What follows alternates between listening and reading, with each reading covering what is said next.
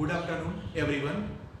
તો last time આપણે discuss કર્યું હતું સોલિડ સ્ટેટ, જેમાંના 3 લેક્ચર ઓલરેડી બી ડિસ્કસ કરી લીધા. જેમાંનું પ્રથમ લેક્ચર હતું સોલિડ સ્ટેટ શું વસ્તુ છે એની ડેફિનેશન ડિસ્કસ કરી લીધી. સેકન્ડ ક્વેશ્ચન્સમાં એના કયા કયા આલ્ફાબેટિકલ પોઝિશન્સ હોય એ ડિસ્કસ કરી લીધી અને થોડા ઘણા સોલિડ સ્ટેટના ટાઈપ્સની ડિસ્કસ કરી લીધી. બરાબર. હવે આજ ક્વેશ્ચન નંબર 4 માં ડિસ્કસ કરવાનું છે કે યુનિટ સેલના પ્રકારો કેટલા છે. બરાબર.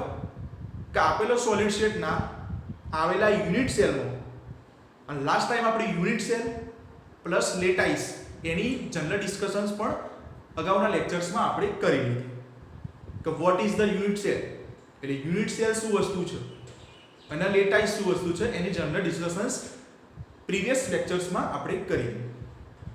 ઓકે, હવે થોડા આગળ જઈએ તો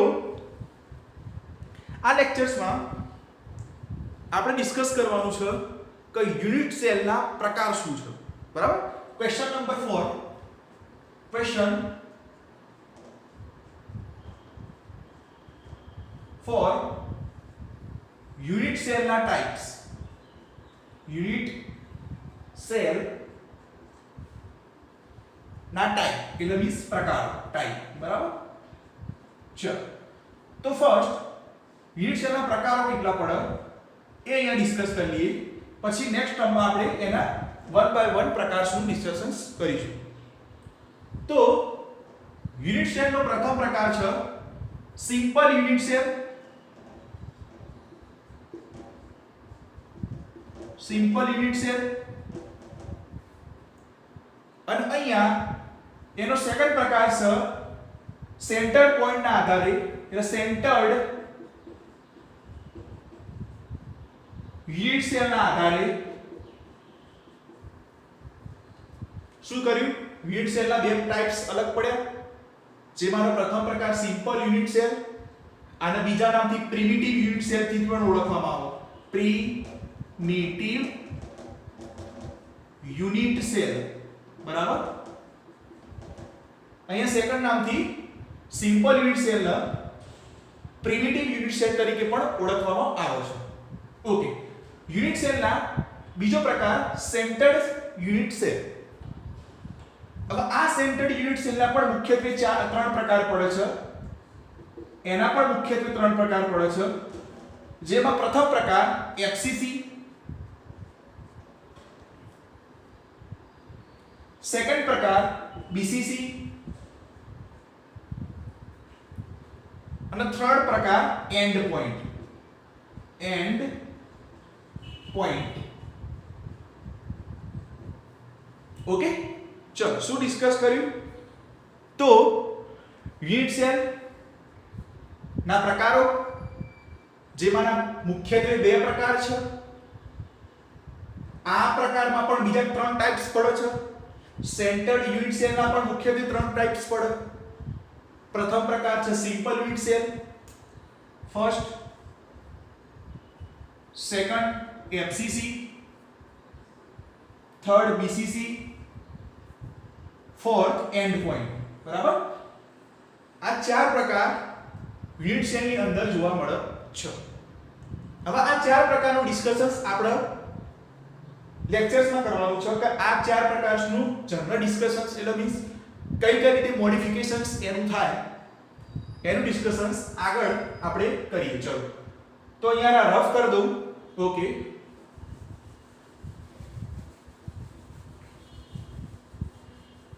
અહીંયા આપણે પ્રકારો લખી દીધા. હવે નંબર 1 અહીંયા સ્ટાર્ટ કરીએ. ચલો, હવે આ ટાઈપ્સ તો આપણે કહી દીધા કે મુખ્યત્વે 4 ટાઈપ્સ પડે. હવે નંબર 1 બાય 1 આપણે ટાઈપ્સનું ડિસ્કશન કરીએ. જેમાંનો પ્રથમ ટાઈપ છે તો સિમ્પલ યુનિટ સેલ. તો સિમ્પલ યુનિટ સેલ ઉપર હેડિંગ માર દો, simple unit cell. Okay, simple unit cell.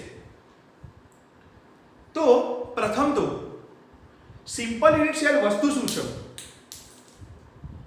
આપણે ડેફિનેશન અનુસાર ટાઈપ્સ તો પાડી દીધો કે સિમ્પલ યુનિટ સેલ તમને કીધું પણ આ સિમ્પલ યુનિટ સેલ વસ્તુ શું છે એ તો આપણે ખબર હોવી જોઈએ, બરાબર? તો સિમ્પલ યુનિટ સેલ એની જનરલ ડેફિનેશન આપી હોય તો એવી આપી કે આપેલા ક્યુબિક પોઝિશન ઉપર, એટલે મીન્સ કે આપેલો ક્યુબ એમાં number of atom corner position ઉપર જોડાણ થયેલા હોય છે હંમેશા માટે. શું કીધું? ચલો હું એક્સપ્લેન કરું. આ રીતના આકૃતિ સ્ટ્રક્ચર અહીંયા ડ્રો કરું.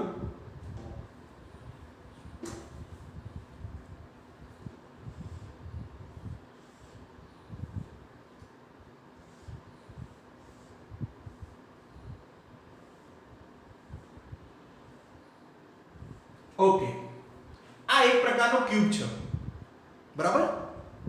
હવે આ ક્યુબમાં નંબર ઓફ એટમ કઈ રીતે અરેન્જમેન્ટ થયેલા હોય એને સિમ્પલ યુનિટ સેલ તરીકે ઓળખવામાં આવે. તો અહીંયા એને એવું કીધું કે આપેલા સિમ્પલ યુનિટ સેલમાં, આપેલા સિમ્પલ યુનિટ સેલમાં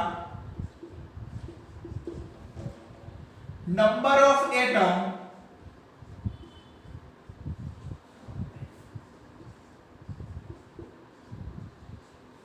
a corner position ઉપર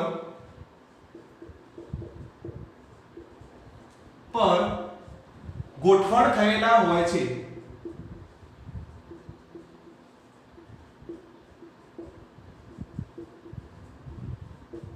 શું કીધું એને? પહેલી ડેફિનેશન સિમ્પલ યુનિટ સેલની શું કીધું કે ભાઈ આપેલા સિમ્પલ યુનિટ સેલમાં, એટલે આ એક પ્રકારનું યુનિટ સેલ, અહીંયા લખવું તો લખી દો, આ યુનિટ સેલ, યુનિટ સેલ. આ યુનિટ સેલમાં નંબર ઓફ એટમ એક કોર્નર પોઝિશન્સ ઉપર ગોઠવણ થયેલા હોય છે તેને સિમ્પલ યુનિટ સેલ તરીકે ઓળખવામાં આવે છે. એટલે એને શું કીધું કે આપેલો આ યુનિટ સેલ છે, આ એક ચોરસ પ્રકારનો છે, એ યુનિટ સેલની અંદર જે નંબર ઓફ એટમ હોય, એટમ્સ એટલે મીન્સ પરમાણુ, એ કોર્નર પોઝિશન્સ ઉપર જોડાણ થયેલા હોય છે. હવે કઈ કોર્નર પોઝિશન્સ ઉપર એ અહીંયા આપણે ડિસ્કશન્સ કરીએ. તો ચલો, ઓકે, વેરી ગુડ. ચલો આ રફ કરી દો. તો જો આ આપેલો ક્યુબ છે, હવે એમાં કોર્નર પોઝિશન્સ ઉપર કઈ રીતે ગોઠવણ થયેલા હોય હું તમને એક્સપ્લેન કરું. તો ચલો, ફર્સ્ટ ઓફ ઓલ એક સ્પેર એટમ લઈ લઈએ. આ શું છે? એટમ. હવે આ એટમનો હું અડધો ભાગમાં ડિવાઈડ કરું તો એનો હાફ પાર્ટ શું થાય?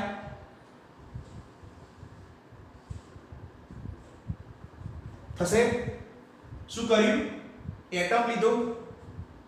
હવે આ એટમને હું બે સરખા ભાગોમાં વિભાજિત કરી નાખું તો બે સરખા ભાગોમાં વિભાજિત થઈ ગયું. ઓકે, થર્ડ એટમ આના પણ અડધા ભાગમાં હું વિભાજિત કરું, એટલે મીન્સ અડધાના પણ અડધા ભાગમાં વિભાજિત કરું. એટલે કેવી રીતે પોઝિશન થશે? જો આ રીતે. ચલો, આ અડધા ભાગ, એનો પણ હાફ ભાગ, એટલે શું થયું? અડધાનો પણ અડધો ભાગ, એટલે 1/4 ભાગ થયો. શું કર્યું?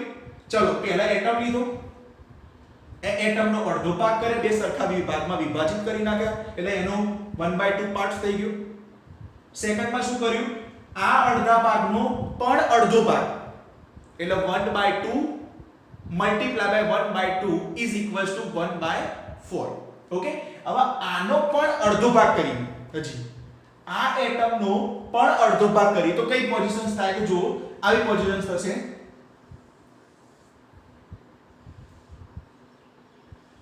ચલો, આનો પણ આ અડધો ભાગ, 1/4 નો પણ અડધો ભાગ, એટલે શું થશે? 1/4 multiply by 1/2 is equals to 1/8. Okay, ચલો, થઈ ગયું આ ડિસ્કસ. તો આવી પોઝિશન્સ અહીંયા ઊભી થાય છે કે સૌપ્રથમ શું લીધું? એટમ લીધું. એ એટમનો અડધો ભાગ બે સરખા ભાગમાં વિભાજિત કરી નાખ્યા, એનો પણ અડધો ભાગ એટલે 1/4 ભાગ થયો, એનો પણ અડધો ભાગ એટલે 1/8મો ભાગ થયો.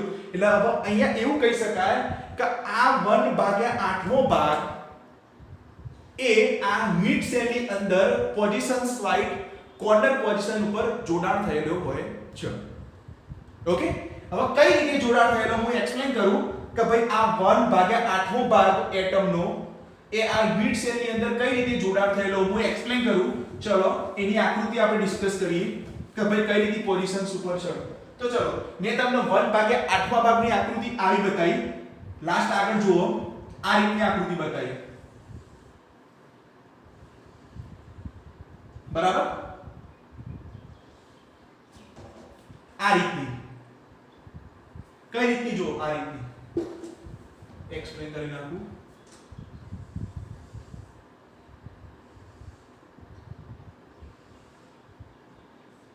ચલો આ રીતની તમને આગળ 1/8મા ભાગની આકૃતિ બતાવી. આગળ મેં હાલ લેક્ચર લીધું એમાં જુઓ આગળના ટર્મ્સમાં કે ભાઈ આ રીતની આકૃતિ 1/8મો ભાગની બતાવી, બરાબર. હવે આના જ આધારે આપણે ક્યુબિક સેલમાં કઈ રીતે એટમ ગોઠવણો એ બનાવી દઈએ. તો ચાલો આ રીતના ગોઠવણો છે, જો પોઝિશન્સ વાઇઝ ચેક કરજો. હું આને હવે રબ કરી નાખું આ પોઝિશન્સને, કારણ કે હાલ પૂરતી એની જરૂર નથી.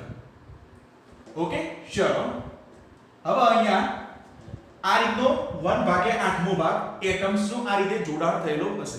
ચલો શું કરવાનું,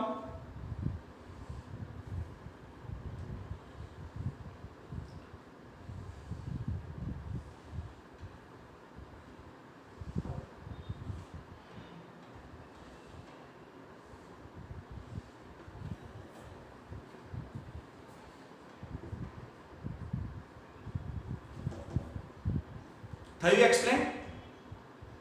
ખબર પડી શું વસ્તુ કરી મેં? એટલે અહીંયા એવું થાય કે આ યુનિટ સેલ મેં હાલ આના શું કર્યું, સ્ફિયર ઉપર યુનિટ સેલ બનાવ્યો. એટલે શું થયું, આ એટમનો 1/8મો ભાગ એક કોર્નર પોઝિશન્સ ઉપર જોવા મળે છે. આ યુનિટ સેલની કોર્નર પોઝિશન શું, કોર્નર પોઝિશન એટલે હવે વિચારો કે આ યુનિટ સેલ છે, માની લો આ યુનિટ સેલ છે, આ યુનિટ સેલ છે, આ એટમ વિચારી લો. તો આ કોર્નર પોઝિશન્સ થઈ, આ કોર્નર પોઝિશન્સ થઈ, આ કોર્નર, આ નીચે, આ બધી કોર્નર પોઝિશન્સ થઈ. તો આ કોર્નર પોઝિશન્સ ઉપર આ એટમ આ રીતે જોડાણ થયેલો છે. 1/8મા ભાગ રીતે અહીંયા અટેચમેન્ટ થયેલો છે, બરાબર.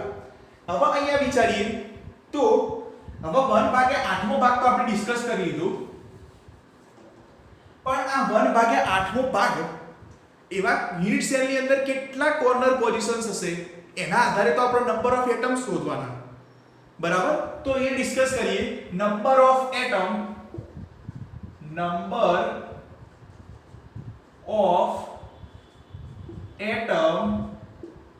In unit cell. યુનિટ સેલની અંદર નંબર ઓફ એટમ કેટલા છે તો એ ચેક કરી લઈએ. તો ચલો આપેલા એટમનો 1/8મો ભાગ તો સ્ફિયરની અંદર છે, 1/8મો ભાગ એ ક્યુબ્સની અંદર છે, એટલે મીન્સ કે યુનિટ સેલની અંદર 1/8મો ભાગ તો છે જ. હવે અહીંયા વિચારવા જેવી વસ્તુ છે, આ આપેલો ક્યુબ,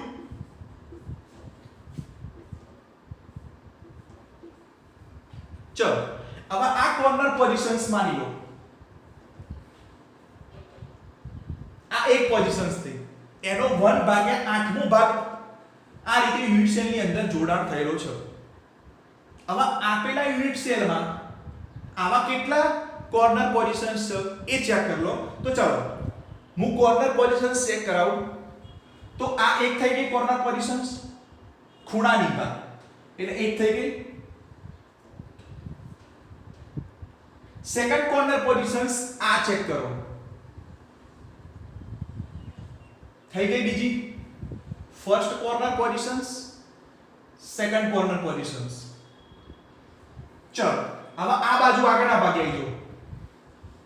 થર્ડ કોર્નર પોઝિશન્સ, આ થઈ ગઈ થર્ડ કોર્નર પોઝિશન્સ, આ થઈ ગઈ ફોર્થ કોર્નર પોઝિશન્સ. ચેક કરો, ઉપરના સપાટીની ચાર પોઝિશન્સ કોર્નર પોઝિશન્સ થઈ ગઈ 1 2 3 and 4. હવે એ જ પ્રમાણે તળિયા ભાગની ફોર પોઝિશન્સ કઈ છે જુઓ આ રીતની 5 6 7 8. ઓકે, તો અહીંયા એવું કહી શકાય કે આપેલા યુનિટ સેલની અંદર કોર્નર પોઝિશન્સ ટોટલ 8 જોવા મળે છે. એવું કહી શકાય આપેલા યુનિટ સેલની અંદર કોર્નર પોઝિશન્સ ટોટલ 8 જોવા મળે છે. હવે એક એટમનો કોર્નર પોઝિશન્સનો 1/8મો ભાગ એ યુનિટ સેલની અંદર આવેલો છે. તો number of atom in unit cell is equals two, જો હવે આપણે ગણતરી કરીએ કે જો 1/8મો ભાગ એ સ્ફિયરનો યુનિટ સેલની અંદર આવેલો છે. આવા કેટલા કોર્નર એટમ છે? તો 8. તો 8 તો ઇઝ ઇક્વલ્સ ટુ આ 8/8 નીકળી જશે એટલે એક જ જવાબ આવશે. એટલે number of atom in unit cell four simple that means 1. એટલે નંબર ઓફ એટમ્સ ગણતરીમાં પૂછાય કે આપેલા સિમ્પલ યુનિટ સેલમાં નંબર ઓફ એટમ કેટલા છે, તો અહીંયા લખી દેવાનું કે number of atom is equals two 1 થાય. ઓકે, તો આ વાત થઈ સિમ્પલ યુનિટ સેલની. નેક્સ્ટ ટર્મ સેકન્ડ પાર્ટ હતો એફસીસી. બરાબર, એ એફસીસી ડિસ્કસ કરીએ. ચલો, એફસીસી હેડિંગ મારો FCC. That means full form phase centred unit cell. Okay, full form is FCC, that means face centered unit cell. Okay, so first of all the structures of the unit cell are defined. એટલે means કે આનું બંધારણ કેવી રીતનું હોય એ check કરીએ. તો સૌપ્રથમ એક ક્યુબ બનાવી દઈએ.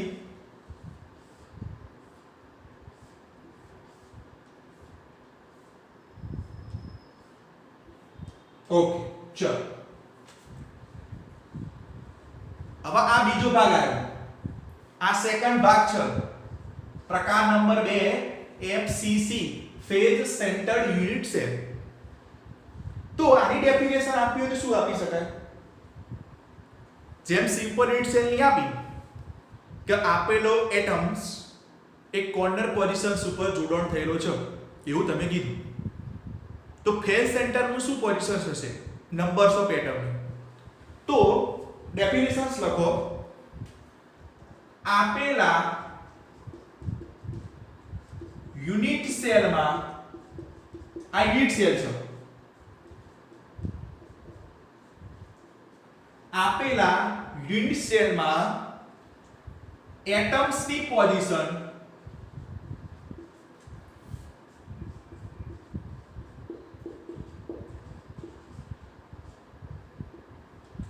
એટમ્સની પોઝિશન્સ કોર્નર અને તેમના ફેઝ પોઝિશન્સ ઉપર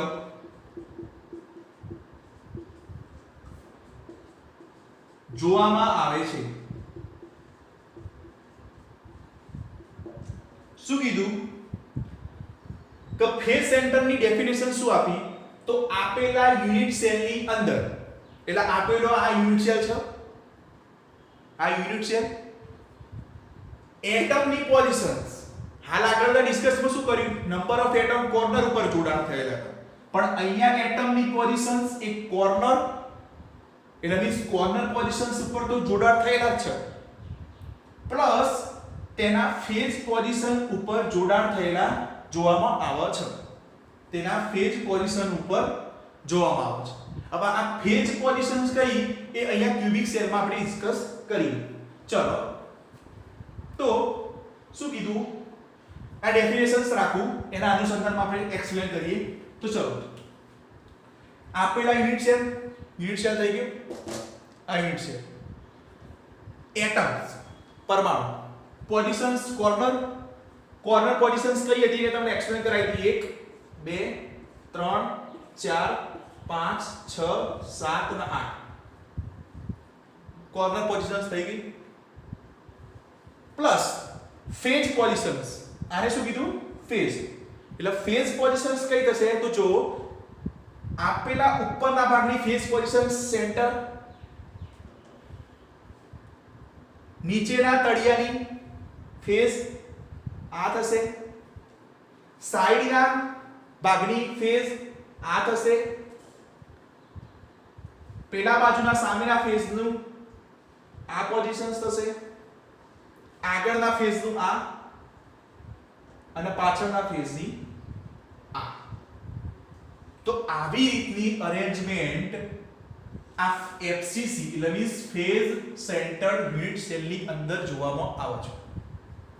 આ વસ્તુ એને કીધી ડેફિનેશન્સના અનુસંધાન મેં કીધી. શું કીધું, આપેલા યુનિટ સેલમાં એટમ્સની પોઝિશન્સ કોર્નર અને ફેઝની પોઝિશન, આ ફેઝ આ થયો, આ સપાટીનો ફેઝ આ સપાટીનો ફેઝ આ ફેઝ આ. ઓકે, હવે નંબર ઓફ એટમ એની ગણતરી કરીએ. તો તમને ડિસ્કસ કરી હતું, પેલામાં પણ આપણે ડિસ્કસ કરી હતું નંબર ઓફ એટમ કઈ રીતે ગણવાના એ ચેક કરી લઈએ. તો ચલો હા, નંબર ઓફ એટમ્સ ની ગણતરી આપણે કરી લઈએ. તો નેક્સ્ટ આગળના ટર્મ્સમાં સિમ્પલ યુનિટ સેલમાં આપણે કોર્નર પોઝિશન્સ ઉપરની ડિસ્કશન્સ કરી કે ભાઈ 1/8 ભાગ પરમાણુનું યુનિટ સેલની અંદર જોવામાં આવે છે. એવા ટોટલી કોર્નર પોઝિશન્સ ઉપર 8 એટમ છે. તો number of atom in simple unit cell is equals two 1. એ હાલ જ ડિસ્કસ કરી, હું અહીંયા જ એક્સપ્લેન કરી લઉં. કોર્નર પોઝિશન્સ અહીંયા લખી દો, નંબર ઓફ એટમ બરાબર, નંબર ઓફ એટમ ની પ્રથમ ગણતરી કરીએ. તો કોર્નર પોઝિશન્સ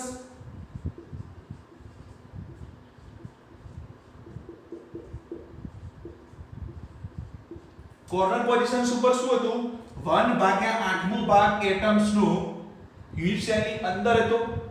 એવા ટોટલ કેટલા એટમ હતા કોર્નર પોઝિશન્સ ઉપર? 8 એટમ હતા, જેના કારણે જવાબ આવ્યો તો 1. હવે અહીંયા ડિસ્કસ કરી લઈએ. તો આ ફેઝ પોઝિશન્સ કેટલી છે? 1 2 3 4 5 6 ટોટલ 6. તો ફેઝ પોઝિશન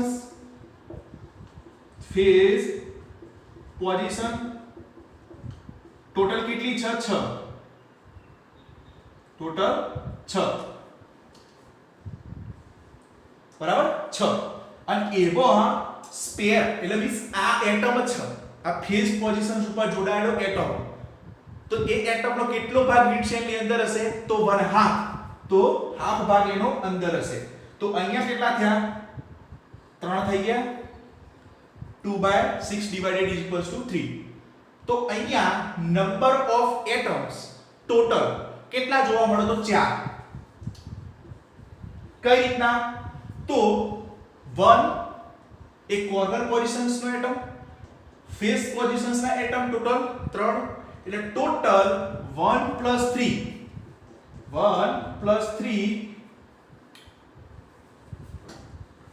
આ રફ કરી દો એટલે તમને વધારે અનુકૂળ આવે. આ 3 થઈ ગયા. 6 × 1/2. ઓકે, તો ટોટલ નંબર ઓફ એટમ કેટલા થયા? અહીંયા 1 કોર્નર પોઝિશન્સ નો 1 પ્લસ ફેઝ પોઝિશન્સ નો 3 તો ટોટલ થયા 4. તો MCQs ની અંદર એવું પૂછાય કે ફેઝ સેન્ટર યુનિટ સેલ ની અંદર નંબર ઓફ યુનિટ સેલ એટલે નંબર ઓફ એટમ કેટલા જોવા મળે છે તો જવાબ આવશે 4. ઓકે, એનો આન્સર આવશે 4. નંબર 3 એનો પ્રકાર હતો એ ડિસ્કસ કરીએ. BCC. Okay, what is the BCC?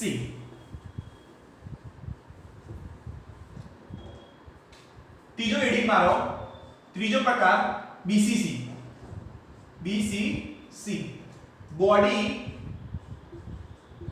Centred unit cell. Okay, body centred unit cell. ત્રીજો પ્રકાર લખો body centred unit cell. Just 2 minutes હું પેનમાં ઇન્ક ભરી દઉં. એટલી ઘડી આગળનો થોડું રિવાઇઝ કરી દો કે FCC માં શું હતી પોઝિશન્સ એન્ડ સિમ્પલ યુનિટ સેલમાં શું પોઝિશન્સ હતી એ ફટાફટ ડિસ્કસ કરી લો. પછી આપણે BCC તરફ જઈએ. ત્રીજો પ્રકાર number points number 3 types of BCC. Okay,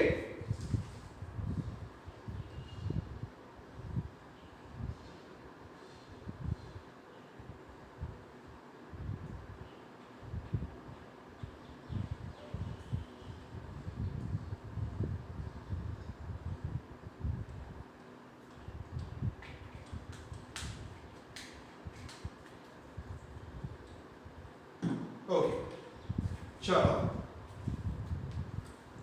પેનમાં ઇંક ભરી.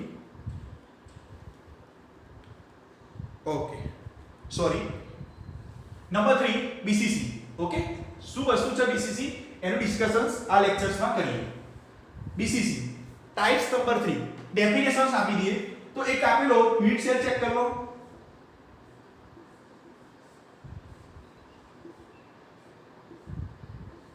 ઓકે, આ યુનિટ સેલ.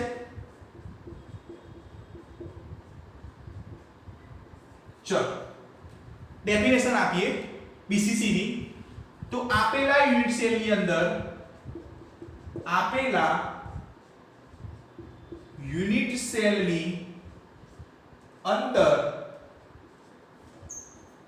એટમ ની પોઝિશન એટમ્સ ની પોઝિશન્સ એ કોર્નર અને બોડીના અંદરના ભાગમાં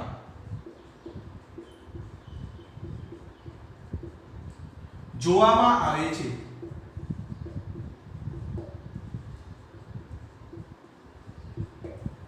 શું કીધું? ટાઇપ્સ નંબર 3 એને ડેફિનેશન્સ એવી આપી BCC body centred unit cell. આપેલા યુનિટ સેલ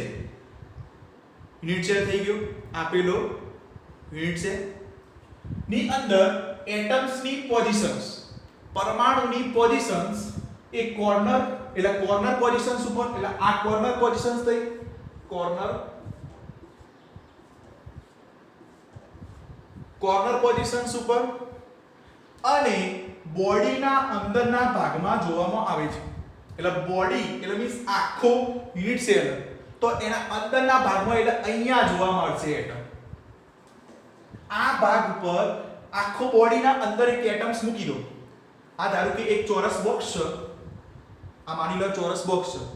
તો ચોરસ બોક્સની અંદર આ એક એટમ્સ મૂકી દો. આ મૂકી દો એટમ્સ. એટલે અહીંયા વચ્ચેના ભાગમાં એક બોડીના અંદરના ભાગમાં એટલે આખી બોડીના અંદરના ભાગમાં જોવા મળે છે. તો BCC નો ડેફિનેશન્સ એ બી આપો. ઓકે, હવે આ BCC ની ડેફિનેશન્સ ના આધારે નંબર ઓફ એટમ્સ ડિફાઇન કરી લઈએ. તો નંબર ઓફ એટમ્સ ની ગણતરી કરી દઈએ. તો નંબર ઓફ એટમ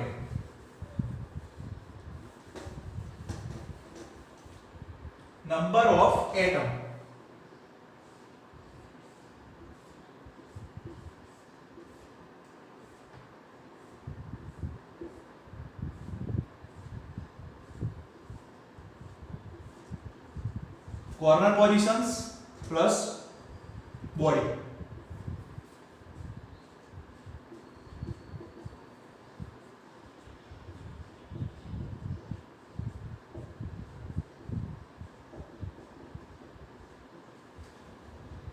ઓકે, અહીંયા એક એટમ્સ પડ્યો બોડીની અંદર, બોડી પોઝિશન્સ, અને આ થઈ તમારી કોર્નર પોઝિશન્સ.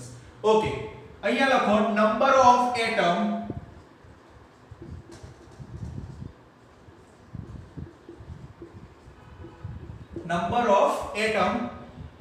પ્રથમ કોર્નર પોઝિશન્સ, અહીંયા લખો કોર્નર પોઝિશન્સ.